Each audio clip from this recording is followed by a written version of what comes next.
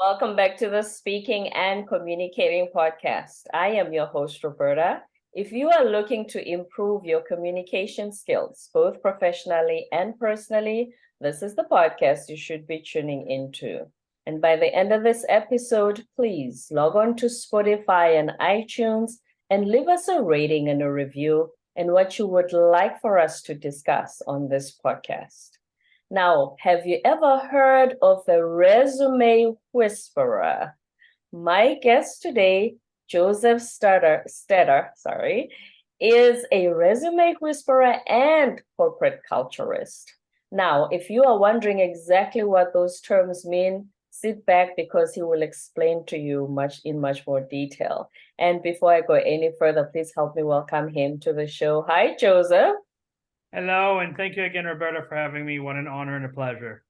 Thank you for being here. Welcome. So, Mr. Stetter, tell us a little bit about yourself. So I'll start with the fact that I didn't know what I want to do when I grew up. So the parents' influence, go get a good job, get a good career. I switched careers 9 times, and in doing so, switched industries, and therefore switched jobs approximately 18 times. And every time I switched jobs, I had to get recertified, retrained, because there's transferable skills, but a lot of cases they want designations for everything. Right. And along the lines of switching careers, I got into recruiting, and I've recruited for small to global companies such as Deloitte and Touche, Apotex Pharmaceuticals, Tata Consulting Services, Acon Construction. And, I've been a generalist in recruiting, so I've kind of seen the market as a whole, not just one industry. And along the process of self-discovery, I was working for a company that owns multiple private colleges across Canada, and I was absolutely disgusted with their career services. So I kind of wrote a manual to help students that are graduating from the colleges get hired faster. My VP was very intimidated that I could think for myself and kind of threw me on the bus, and I was out of a job very quickly.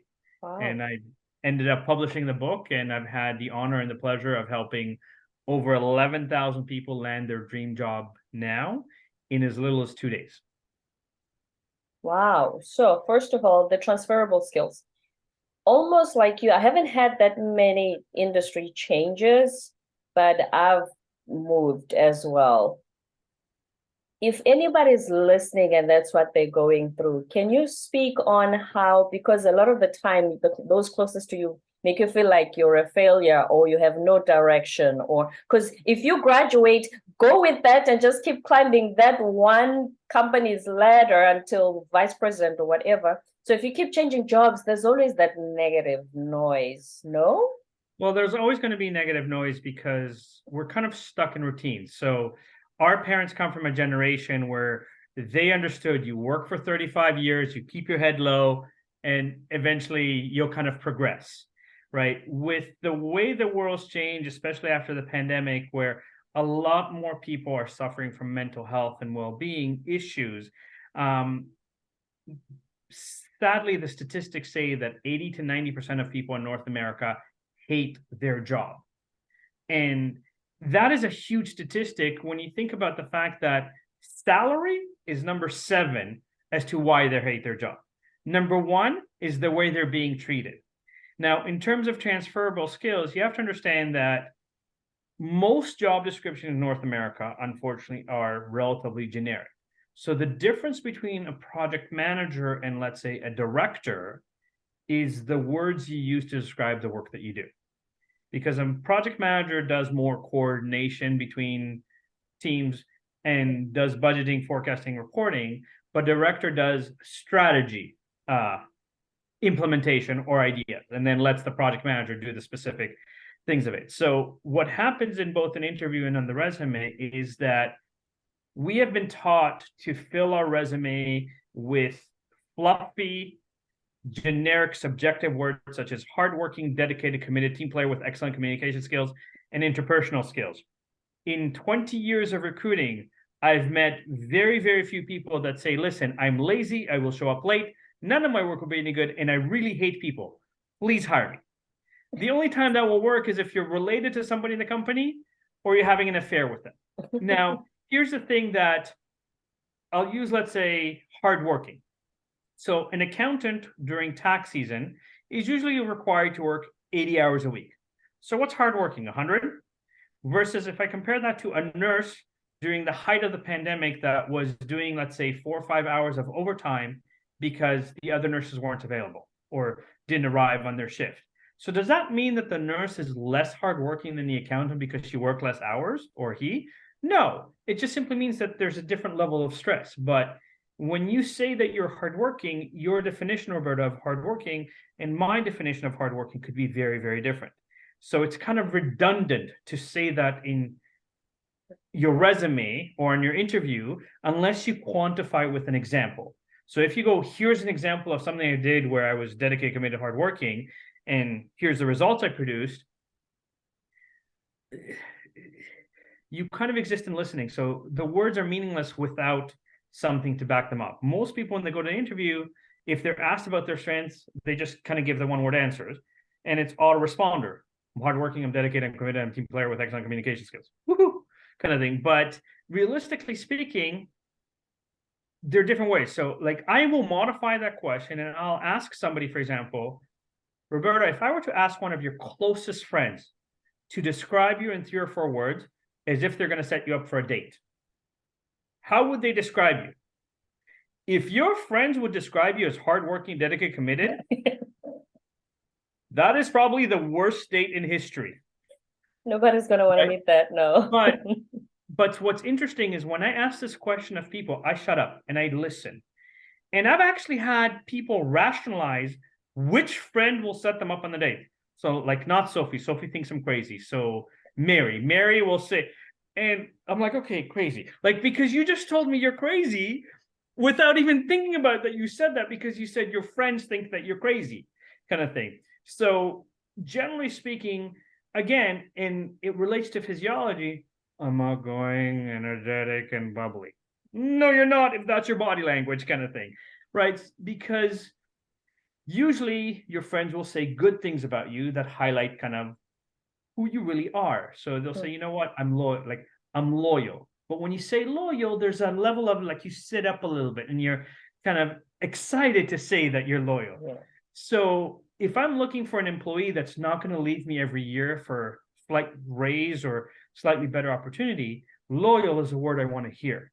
But when I ask you what your strengths are, you're not going to tell me loyal because we've been programmed to say cookie cutter, hardworking, dedicated, committed team player kind of thing.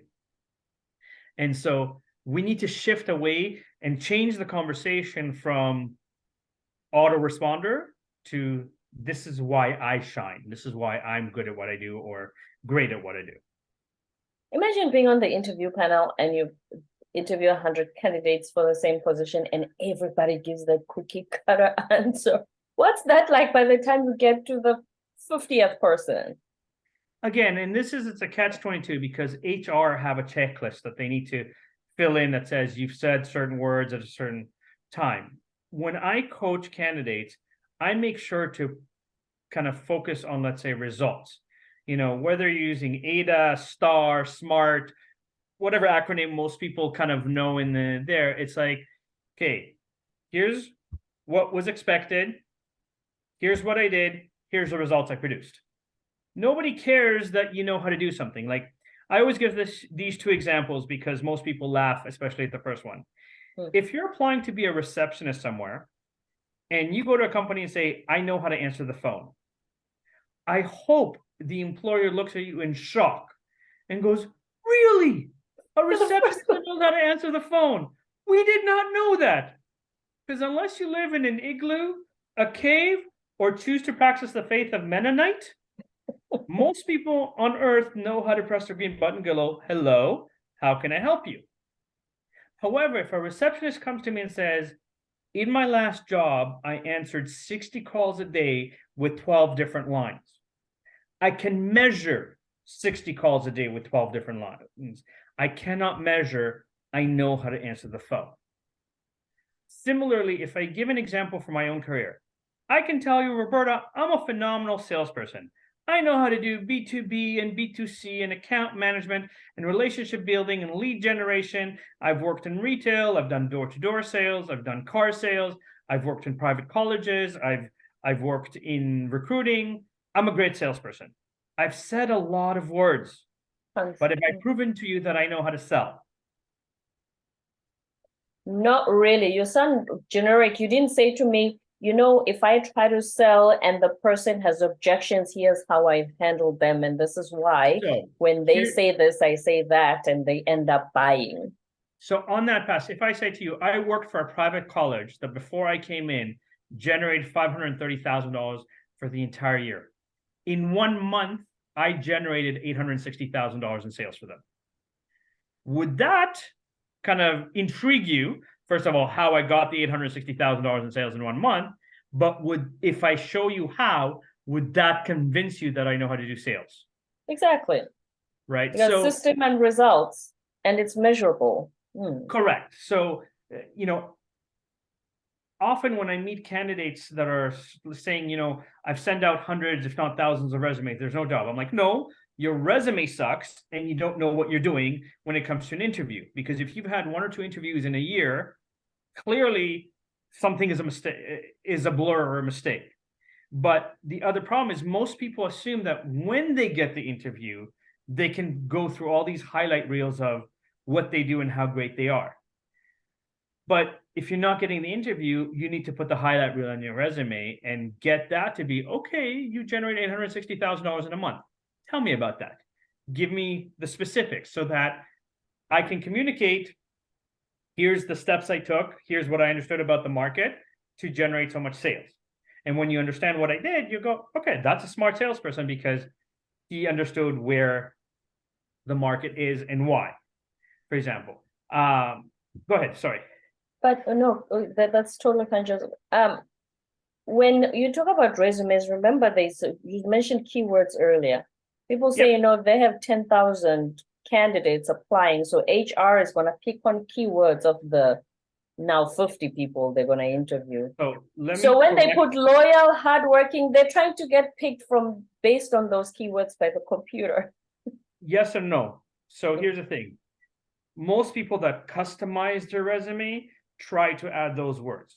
But the algorithm of, let's say, Indeed, which in my opinion is one of the worst places to look for a job, one job posting on Indeed will get between 350 and 5,000 applicants. Okay, most companies look at the first 100. So if you're 101, you're technically out of luck. However, there are loopholes or tricks that you can do. For example, most jobs in North America say, don't call us, we'll call you. And most people wait. Call them. Say, my battery on my laptop just died. Can you check that my application went through? Or my internet has been a little bit wonky. Can you check that my application went through? Or I never got a confirmation that my application went through. Can you please check that my application went through? The moment that HR checks, if you were 180 and now HR checks, you're now number 1 on the list.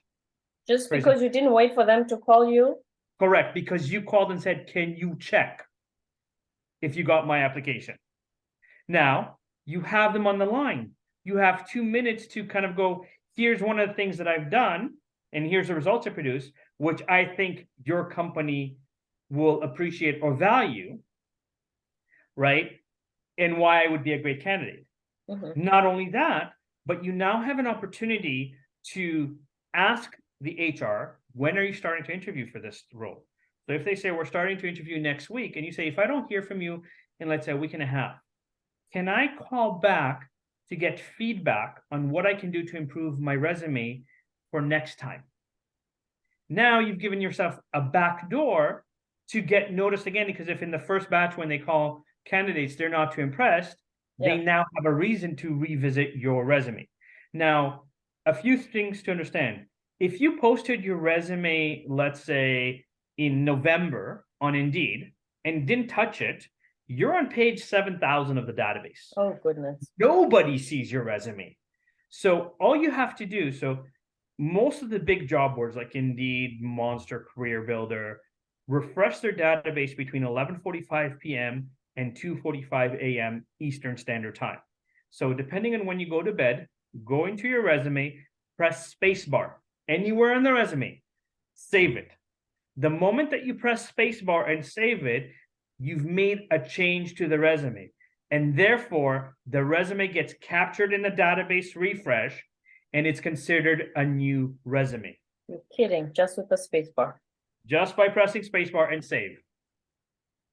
Now, that little trick, if you're on page 7,000, you're now in front of recruiters or employers because your resume is coming in the top 50 new resumes, for example, right? The other thing that you mentioned earlier is most people, when they write the resume, focus on the action words: managed, directed, liaised, coordinated, communicated.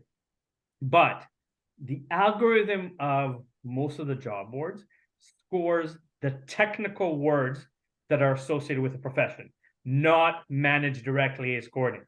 So if you are an accountant, they score accountant, accounting, financial statements, general ledger, reconciliation, reporting, budgets, forecast. Those are the words that are being scored, but most people fill it with managed. And I'm hardworking, dedicated, committed team player with excellent communication skills.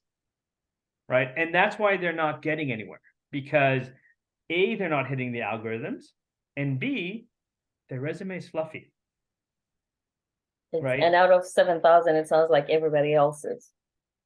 But here's the thing, and this is where it's a combination of, again, if you need to hire people, right, unless you're hiring a brain surgeon or some very, very technical professionals, most 95% of times in North America, it has nothing to do with your technical skills and more to do with your personality. The soft skills we talk about on this show, yes. Right. So here's the thing, that if you're missing a software or two to do the job, if the company loves you, they'll pay for you to train in the software, for example, in terms of the technical. But the ability to, I'm going to use an engineer that tells me how they know how to calculate, parallel and serial circuits. What engineer doesn't? But if they say, I calculated, let's say, the weight resistance of a bridge to 3,000 pounds, for example, then I now have something that I go, okay, this is a very specific calculation. It might be a very complex conversation, but I have something to kind of go, are you worth it? If I tell you jokes, Roberta, and you're not laughing at any of my jokes, according to you, I'm not funny. Now, I could go and tell the same jokes to 10 people, and they're in tears laughing. They think I'm the funniest person they've ever met. Right. So part of that in the resume, too, is when it's written, it's how it's presented, right? And if people are just like, I know how to do this, and I know how to do this, or I have experience in this, and I have experience in that, so what? Just because you sold lemonade when you were 10 years old does not make you a salesperson, for example. Right? And so can I share a quick story of here? Of course, go ahead. Yes. So this is both kind of a huge success and a conversation. So I was referred to somebody who is a product manager in social media. Okay. And he'd been self-employed for over 10 years and unfortunately ran his business to the ground because he wasn't invoicing properly. He wasn't following up with his clients, and got to a position where he's like, I can't be self-employed. I need to have steady income. Right now, prior to hiring me, he was looking for work for more than 7 months and had 2 interviews and got nowhere. I wrote his resume and I did his LinkedIn profile. Within 2.5 weeks, Google, Facebook, Snapchat, and Twitter called him for an interview. Because I highlighted how good he was at what he does. Right. And they called him. He didn't apply there. They called him.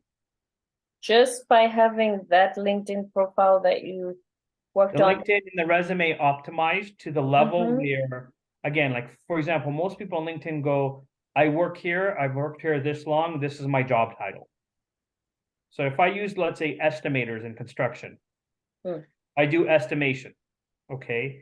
Are you a general contractor estimation? Are you doing just drywall? Are you doing, you know, windows? Like there's different, even though it's similar calculation, there's different avenues within estimation that certain companies want to know that you have a background in or knowledge in, because obviously, let's say in construction, there's a difference between doing $100,000 project and Mm. doing $100 million project, for example, right? Right. So the quantifiables are very important, but it's a level where, again, your resume needs to get away from the cookie cutter, black and white.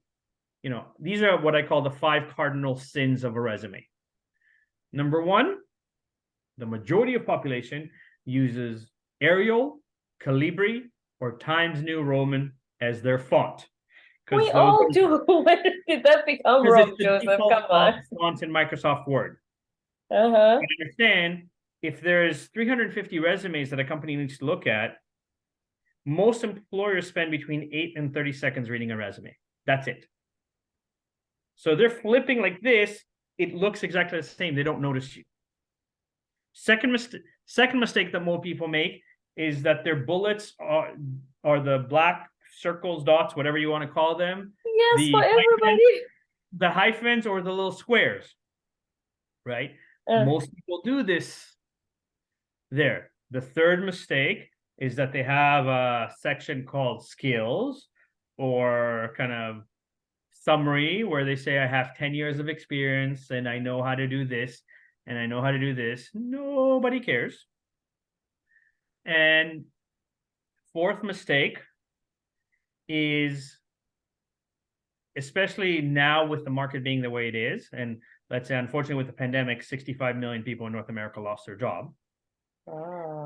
If you went and got a part-time job at Dunkin' Donuts just to be able to pay some of your bills, and that's the first thing on your resume, they dismiss whatever the rest of your career is because all they see is Dunkin' Donuts.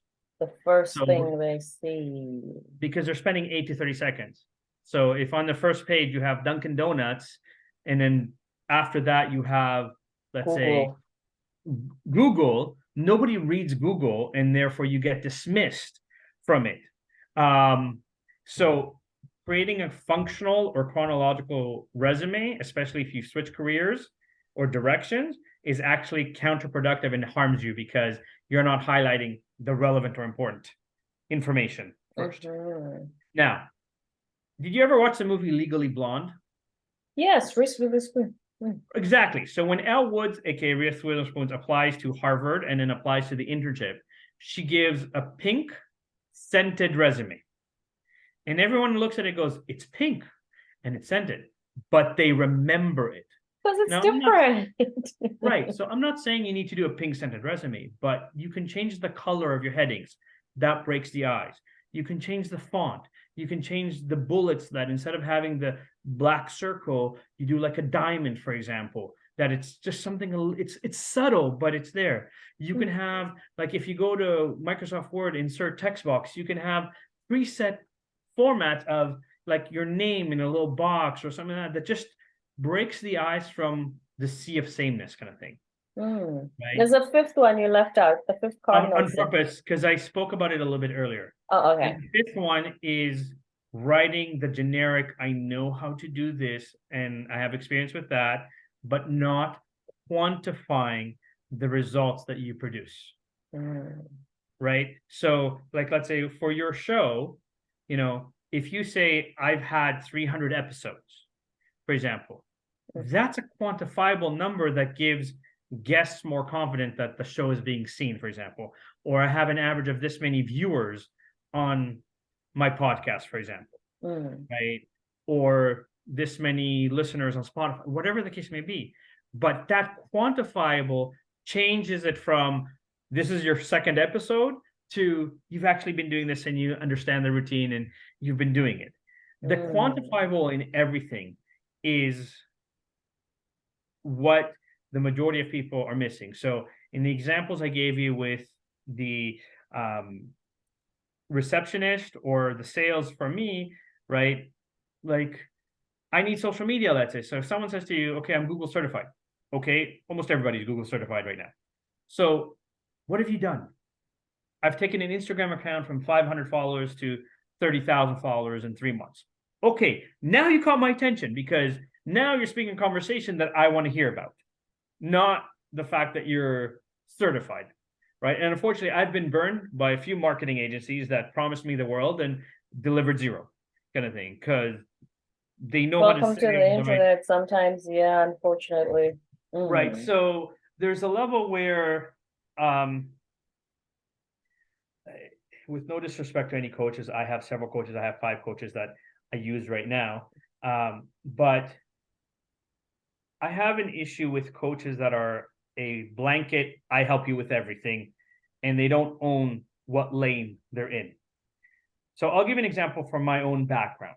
Mhm. If someone says to me, you know what, I suffer from bipolar, or let's say, I'll just use bipolar as an example. Can you cure me? My answer is no. I'm not qualified. I don't have enough knowledge or education to cure you. If someone comes to me and says, can you help me write a letter to my employer explaining some of the symptoms that happen or some of the transitions in behavior of my bipolarism so that if I do have an episode, I'm less likely to get fired? That I can do. I can help you with that because that's part of my expertise in the past 20 years and 25,000 hours that I've invested mastering it. But if someone says, can you cure me from bipolarism? No, I can't. And I know that's my lane. I know I can't there, but I've met coaches like I've like, personal trainers.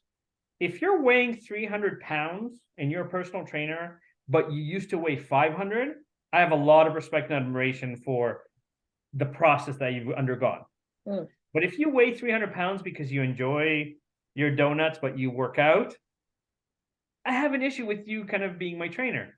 If you're 20 years old, you've never competed in anything on a higher level, you've never had any injuries, and you studied most of your personal training techniques through YouTube, no disrespect to the videos on YouTube, but I want to know that I, for example, tore both rotator cuffs twice. So it's very difficult for me to do regular bench pressing because my shoulders lock.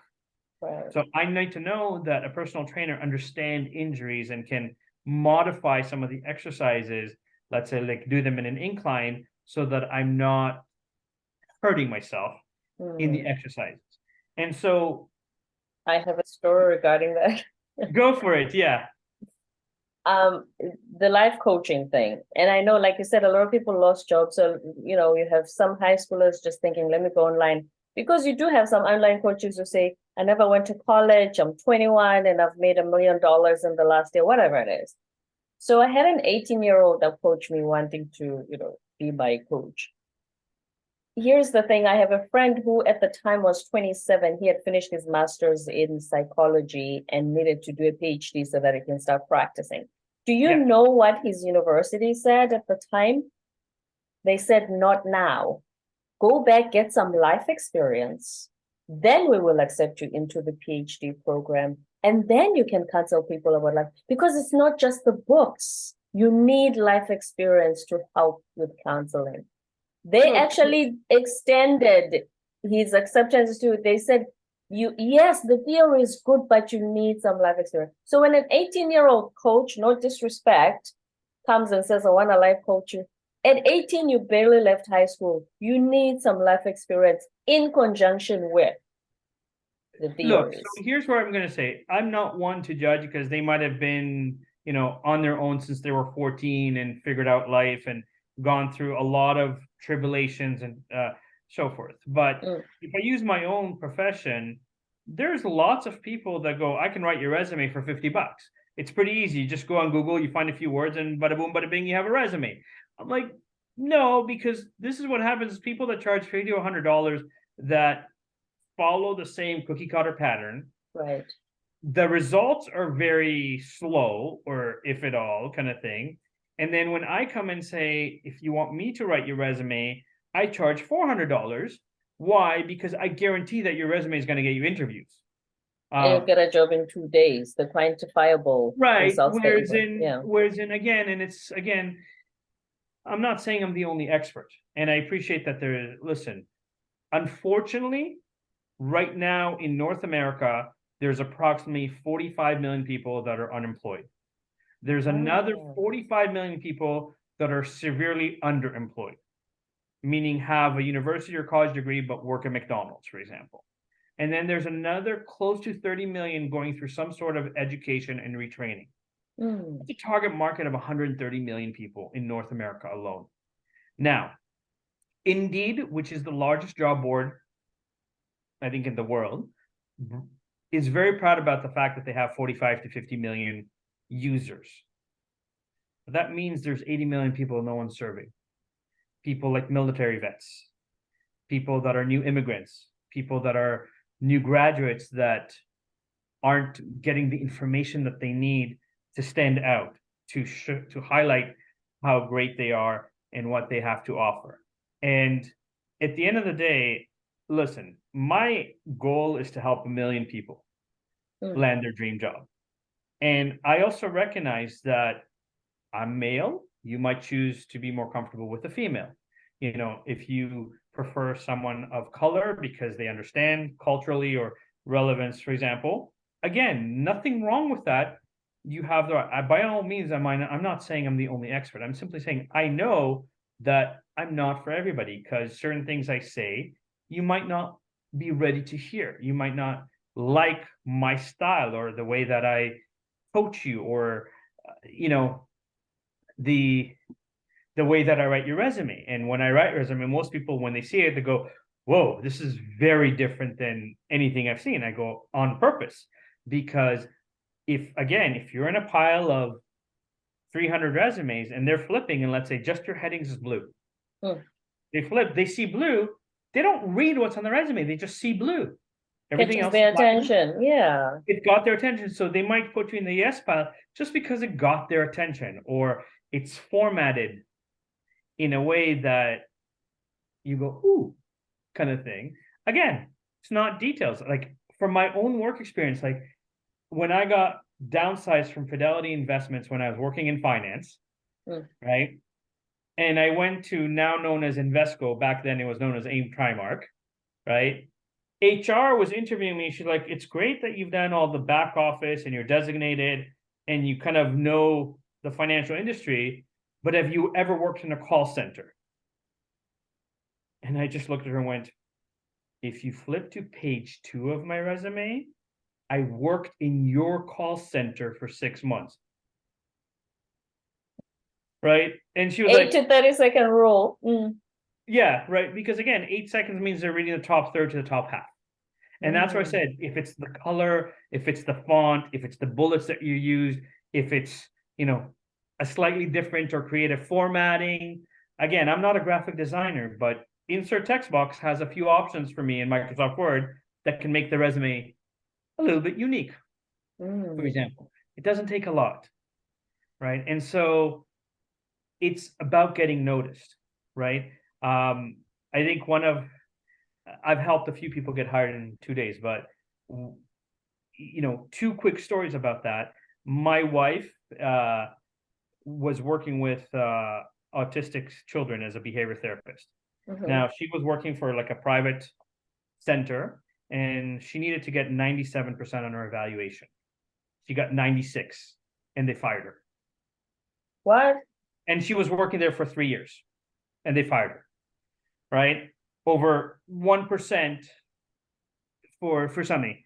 So of course she cried for a couple of days, and at the time we were still dating, and I looked at her, I'm like, you do realize you're dating one of the top career coaches in North America, right? Lucky her.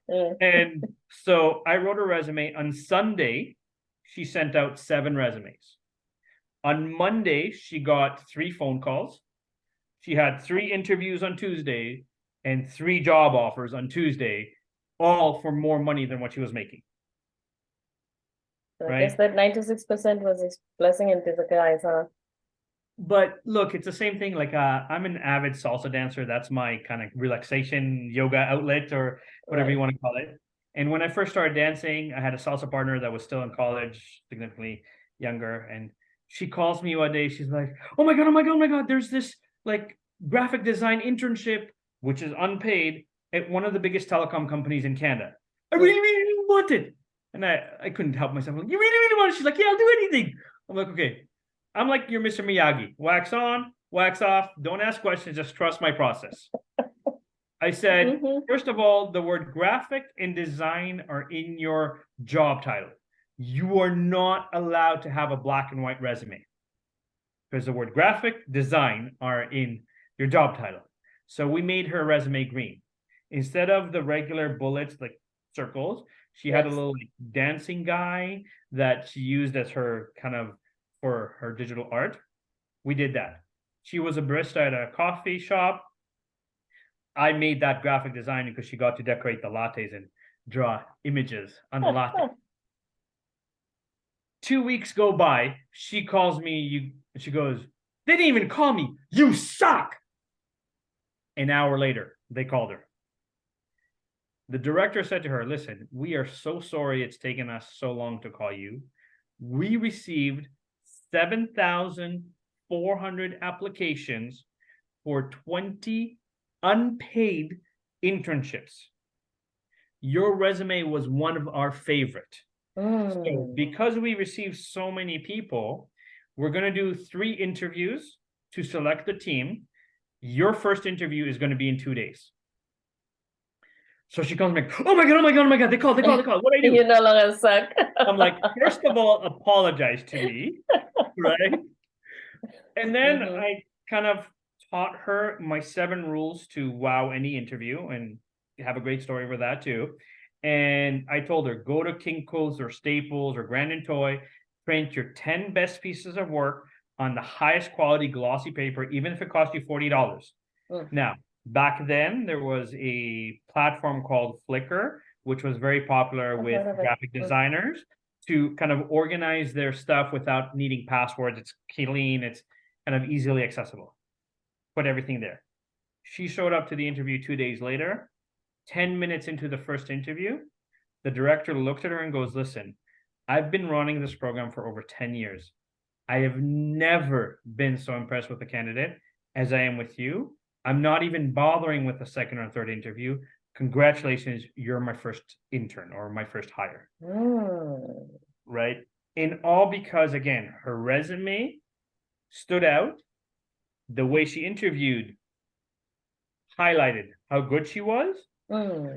And said the correct, let's say, because in graphic design, technical words like Adobe Illustrator and Adobe Photoshop are easy to say. And she was able to demonstrate how she uses it to create, whatever product she created in her portfolio there.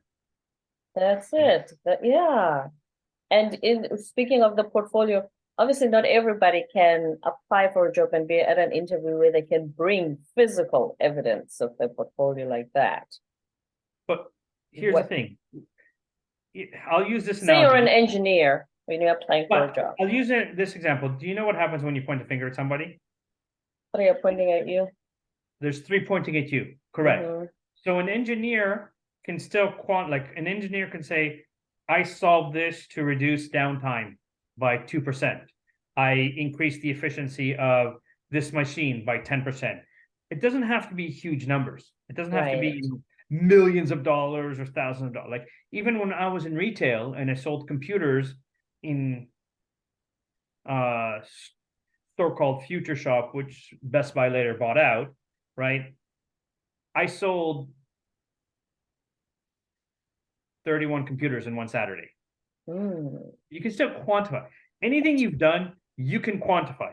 So if you're doing agile, very popular term in technology, let's say right now, right? And you're doing agile methodology, what were the results of the agile systems that you implemented?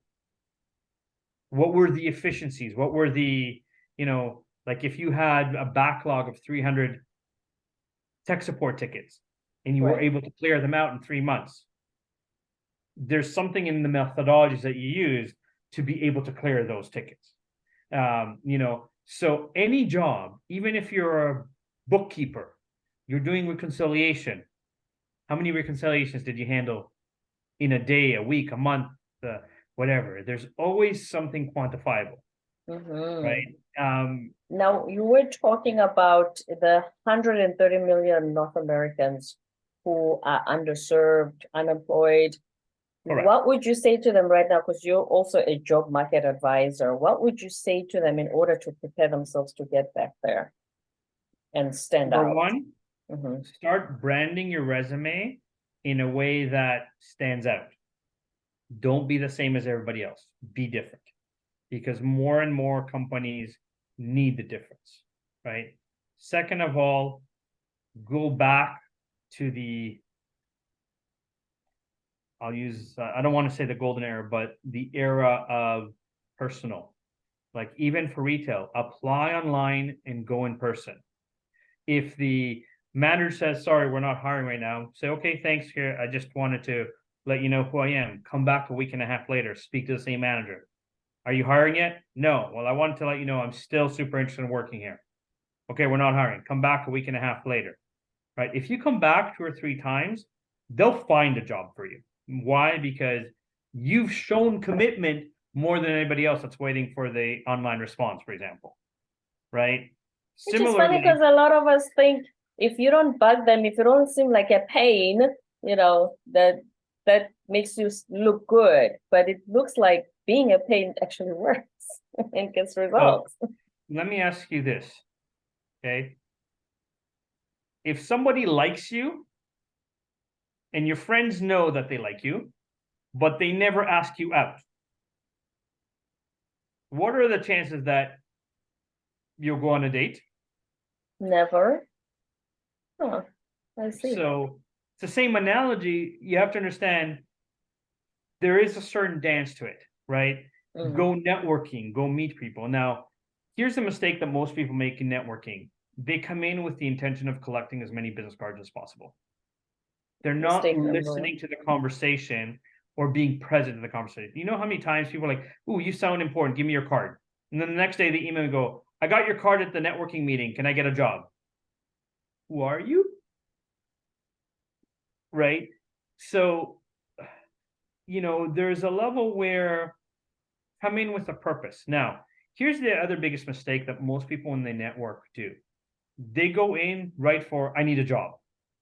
So they'll see you, Roberta, go, Roberta, you introduce yourself, I'm an executive. You're like, oh, you're an executive? Can I send you my resume? I need a job. I haven't earned the right to ask you for it. So one of the things that I teach in my program is how to network correctly. Number one, brand yourself. So my favorite color is purple. Everything in my business card is purple. If I go to a networking event, I'm wearing something purple, like a purple tie or a purple shirt or this, right? I have like my favorite watch, which is a very unusual watch, things like that. So that when I send you a follow-up email, my email says, hey, Roberta, I'm the guy with the purple shirt. So you might not remember my name because you had so many conversations in a networking event, but you'll remember my purple shirt. So for and a lot of us are bad at remembering names. Right. I'm one of those sometimes. So here's the thing. So for guys, the color of your suit, especially if it's not the blue or the black that everyone is wearing or the gray, right? A tie, a brooch or pin. You've got kind of more creative style in your shoes. There. For women, there's a lot more choice because the way you do your hair, the makeup, earrings, pin or brooch, a scarf, particular shoes, but it's an association. Now, the biggest mistake that most people do is they rush to me. If I'm trying to get a job, I need to make it all about you, Roberta. So if I were to meet you and we did the pleasantry, hi, I'm Roberta, and I say, hi, I'm Joseph, and you tell me that you have a leadership role. I want to have a conversation with you that goes, Roberta, you're a leader. What would you say made you so successful? Putting people first. But here's the thing. The higher up you go, unless you're interviewing for a job yourself, other than your partner, the less opportunities you get to brag about how great you are. And every human being loves to brag about how great they are. So if I say, what made you successful? Again, whatever you say, I'll just acknowledge it.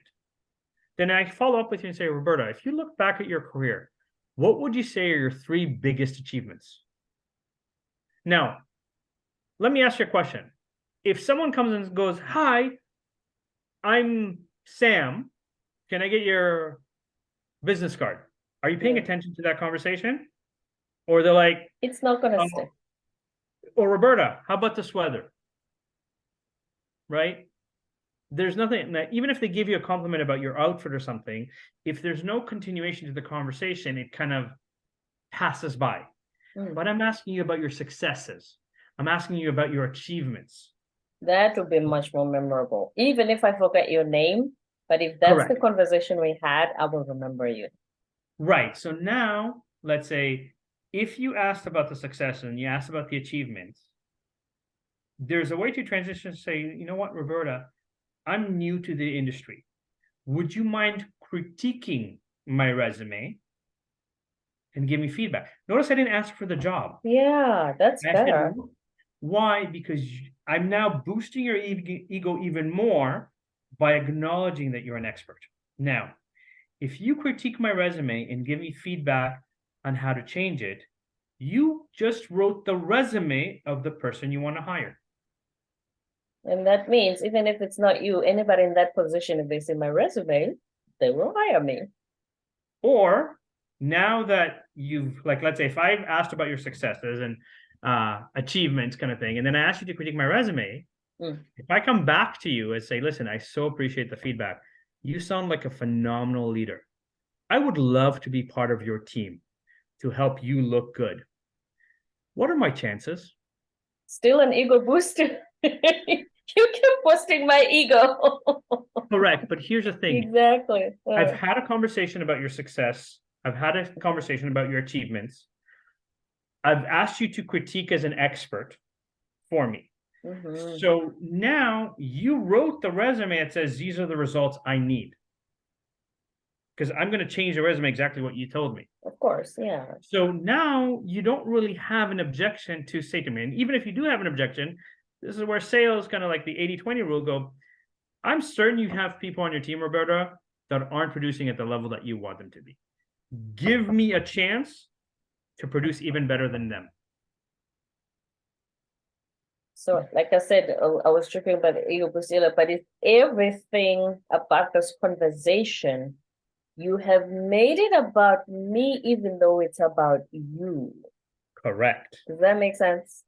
It's perfect. And again, these are the things that I teach in my program, Land Your Dream Job Now, that people simply need to understand. It's a lot easier than you think if you understand the rules of the game, right? If you don't come and say, I'm hardworking and dedicated, can I get a job? Right? All like, 10 million of you sound the same. Exactly, right? And at the end Can I have a quick question before you go, Joseph? Please. That we talked about strengths earlier. That weakness question, a lot of people struggle when they say, oh, I'm a perfectionist.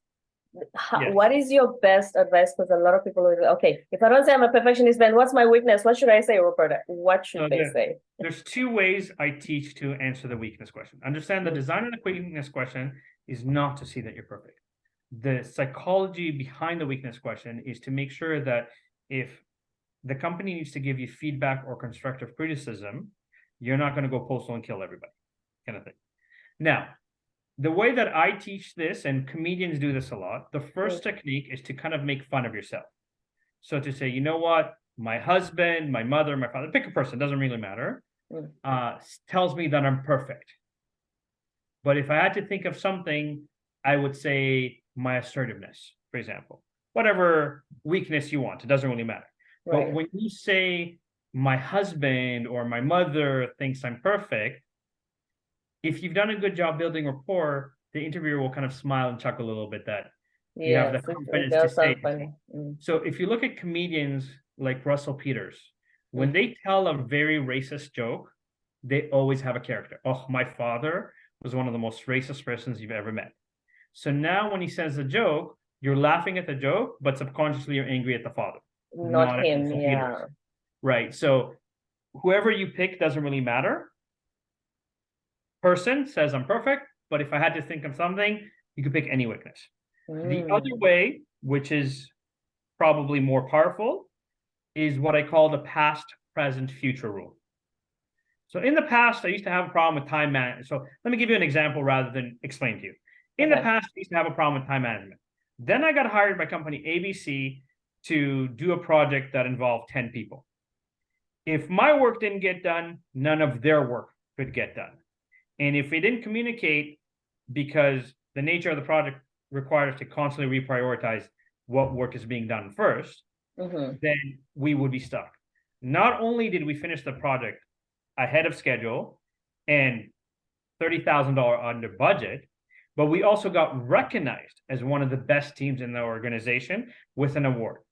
Because of this experience at ABC, time management is no longer a problem. And I would do whatever it takes to make your great company more money. Way better. Past, present, and future. I like that. Right. Way better. So in the past, this was a situation. This is what you did to overcome it. And now if this company hires you, you can only do better because you've already learned what needs to happen. That would, for me, also, that weakness question would sound much better if phrased that way. That I have this weakness, I've learned from it, I've put in the work, and now this is how I've improved. No? Again, I don't want you to sound like me. So when I coach people on this, I teach them the formula. I give them the bones, and I let you put on the meat and the spices any way that you want. Right. Because the way that I teach it doesn't matter if you say it front to back, back to front, middle, front, back. It will always work because your personality will shine. There are certain things that, again, being a woman, you might be able to say, because as a woman, if you call sweetie, it's adorable. If I say sweetie, the listening can be very different because it might be derogatory, it might be sexual, it might be kind of there. So there are things that I don't want you to copy me. I want you to understand why the system works and why, in the art of conversation and the art of interviewing, most people are struggling to find a job because they go, I have experience. I know how to do this. I've done this, right? And again, this is their body language. Yep. I can, right? When you start quantifying results, your physiology will change. You will sit up more. You will smile. Your chest will be out or your shoulder blades will be back. You'll be speaking from your diaphragm. Why? Because it's a fact. So a little trick that I teach people is when you go home and speak to your family, your partner about your job. Yes, there are some days that you were like, oh, I did my job today. I'm glad the day's done. But there's moments where you say, you know what? I had this huge problem today at work and it took me 4 hours and I was looking at it and I found a way to solve it. And now I'm going to save the company, $100,000. And I'm so excited that I came up with a solution. That is what you need to communicate, not only in the interview, but also on your resume. Because that is the diamonds, the gold that employers don't have time to figure out that you can produce. Words of wisdom, Josef Stetter. Thank you so much. You know what? If I could keep you all day because you have so many nuggets to drop for us. Please come back to the show next time and we can continue this conversation. I would love, and thank you again for the opportunity to share some of this ideas, because I genuinely want people to succeed. They don't need to do my program, but stop being the same. Right? Like, I'm happily married. I can tell you, my wife married me because I was not the same as any other guy. I love that. Right. That's the formula. Be unique, be different. Be you, right? At the end of the day, you might have 10, 20 rejections because they might not be ready for your genius, but the 21st will, right? In sales, they teach you need 7 to 12 no's to count as a no, because the first 3 or 4 they're not listening to a word you're saying. Like if I were to say, Roberta, you want $1 million, you're probably going to know it's a scam. No. I'm like, no, I'm serious. I want to give you $1 million. No. Are you a Nigerian prince? Huh? Are you a What? Nigerian prince? All right. But here's the thing. If you haven't hung up on me or even there, if I say, listen, I've been very successful in my life and I want to give back, right? Look my name up, look at who I am. You'll see that I'm very wealthy, for example. Now you're kind of going, okay, so why are you doing this? But you're like, there's still that hesitation. The next two or three are, I want to gather some information to make sure I'm not being scammed. Mm, And then after that, if you've processed the information I've said, you can make a decision, for example. right. Right. So, if you're looking for a great job, you need one company to say yes to you. You don't need 100 to say yes to you. Yes, it's nicer when you have 3 of them that love you and offer you, and you can kind of leverage that to get an even better offer. But you still need one. Yeah. You need one, right? Mhm. And if you do the same thing you've been doing, expecting different results, as we know, that is the definition of insanity, right? And so if your resume is black and white cookie cutter and no one is responding to your resume, change it, right? Add some results, add some color, change the font, change the bullets, something. Do all of them, do one thing, doesn't matter as long as it's different, right? If majority of job postings say, don't call us, call them. Oh, Maybe 1% will tear up your resume because you called. That's not the company you want to work for. nope. Right? If you want a $5,000 raise and a company is hemming and hawing about the raise, don't walk away from that company, run. Because they'll nickel and dime you on everything in the job. And I have stories about that, about candidates that would not get a raise for 5 years until I interviewed them and sent them to one of my clients. And all of a sudden the company had all this money that they didn't have for 5 years. What did they think they were doing with inflation for 5 years? That's insane. Huh? What did they think those people were doing with inflation for 5 years with no raises? Can I share a quick little story about exactly what I'm saying? So I interviewed a guy that was a financial controller for a company that makes blank CDs and DVDs. He was making about $65,000 a year with a possible $20,000 bonus. For 5 years, the company told him that they cannot give him a raise because the company is not making money or enough money. Okay. I interviewed him, loved him, sent him to one of my clients who does custom surround sounds for houses that are $2 million and above in Canada, kind of thing. Okay, like, no wires, everything, tablet, right, type of thing. My client loved the candidate, asked me how much he's making. I said he's making 65,000 with a bonus of 20. He goes, fine. I'll give him an offer of $85,000 and $25,000 bonus to come work for me. The candidate quit his job. Half hour after he quit, his boss came into the office like, you're not allowed to quit. You're the only person that kind of understands the numbers here. What'd they offer you? So he told them 85 and 25. They came back and said, okay, we'll give you $120,000 base, $30,000 bonus to stay put. So you had the money. 5 years, they didn't give him a raise. Candidate called me. He's like, listen, I know this company. I know everybody here. What should I do? Called the client, told him what happened. My client's like, there's something really special about this guy. What'd they offer him? I told him. He was like, okay, I'll offer him $160,000, $40,000 bonus to come work for me. Call the candidate again. Right? Called the candidate again, told them the news. Candidate quit again. The entire leadership team of the company came into his office and was like, you're not allowed to quit. What'd they offer you? He told them. They deliberated, came back about 40 minutes later, said, we'll give you a base of $200,000, 2% ownership in the company. You'll make about $250,000 a year. Called my client. Where was all this money in 5 years? You see, this is why I don't like this story. I called my client. I'm like, okay, this is what happened. My client was like, okay, listen, there's something about this guy. Here's what I'm going to do. And if he doesn't take this offer, he's an idiot. This is my final offer to him. And then he said, I'll give him a base of $265,000 and 9% ownership in my company. In his worst year, he'll make $500,000. he went, and when I called him, I said, listen, 5 years they didn't give you a raise. All of a sudden now they have all this money. Think about how bad they're going to treat you because now they have to pay you all this extra money, right? In basically 4.5 hours, he went from making, let's say, 85,000 85 for the to bonus. making $500,000, right? Wow. And it was all because he presented results. He was himself.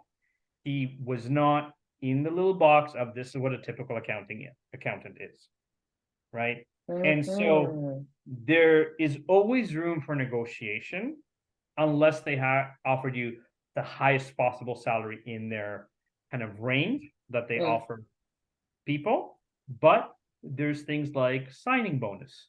There's things like gym membership or The fitness perks. membership. Yes. Yes, that can add up that they might not be in salary, but they save you money as part of the equation.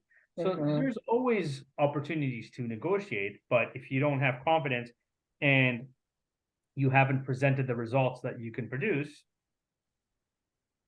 you Because know, that's what they both were chasing after. Joseph, if anybody wants your kind of help, especially in this job market, where can they find you, online or on the socials? so my name as it appears on the camera, Josef Stetter, is Mhm. on all social media, LinkedIn, Facebook, Instagram, TikTok, Twitter. You can find me for all of them Right. there, and can kind of direct them to, whether they want to work with me or my online course where they can save some money, but they get my 25,000 hours of mastery and wisdom into an 8 module course. Mm. So Josef Stetter, Stetter, and Joseph is spelled as Josef. Correct. So, but on all social media platform, I'm easily found. Mm-hmm. Thank you so much for being on the show. And like I said, there's so much to unpack. And then next episode, we would like for you to continue from where we left off I would today. love to be back. Let me know when you want me, and I For would be sure. on. Excellent. Thank you so much. That was Josef Stetter, the resume whisperer, who will turn your life around, help you to quantify your capabilities and skills. Don't forget to subscribe, leave a rating and a review on iTunes and Spotify, and stay tuned for more episodes to come.